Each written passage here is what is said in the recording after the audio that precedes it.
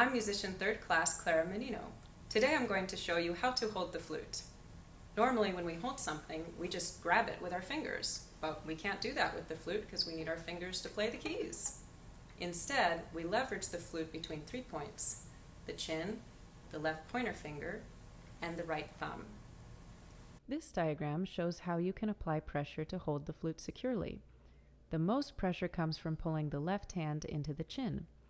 The chin is your second anchor point. The flute should feel snug against the roots of your lower teeth.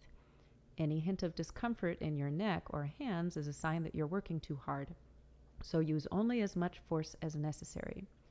The third point is your right thumb that is pushing the flute away from you. Now let me show you where to put your hands. Your left pointer finger hugs the flute in the gap between the first and second keys.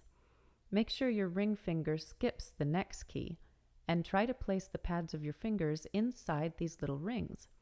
Professional flutes have these open holes that force you to put your finger in the same place every time.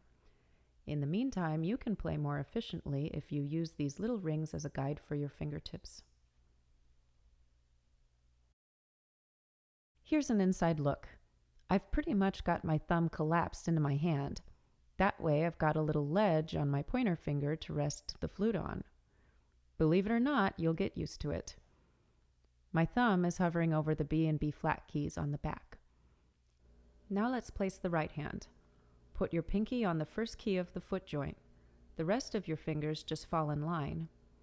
Your thumb is below and behind the flute between your pointer and tall finger, as if you were pinching a piece of paper. Don't forget about those little circles, and try to keep the natural curve of your fingers.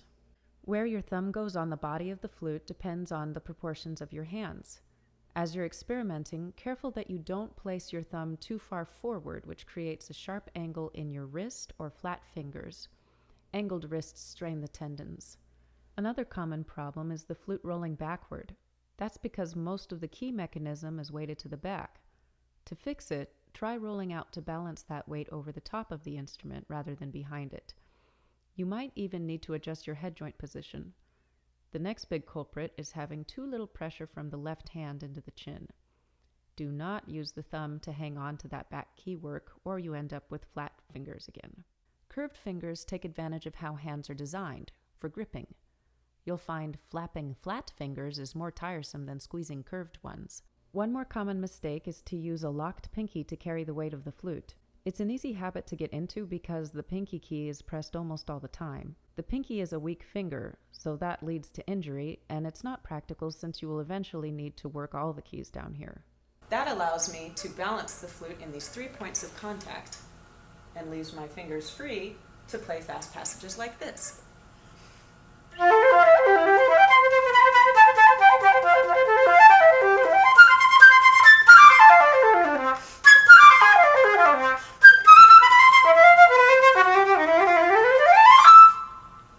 And that's how I hold the flute. Thanks so much for watching. If you have any questions, I'd love to answer them in the comments below.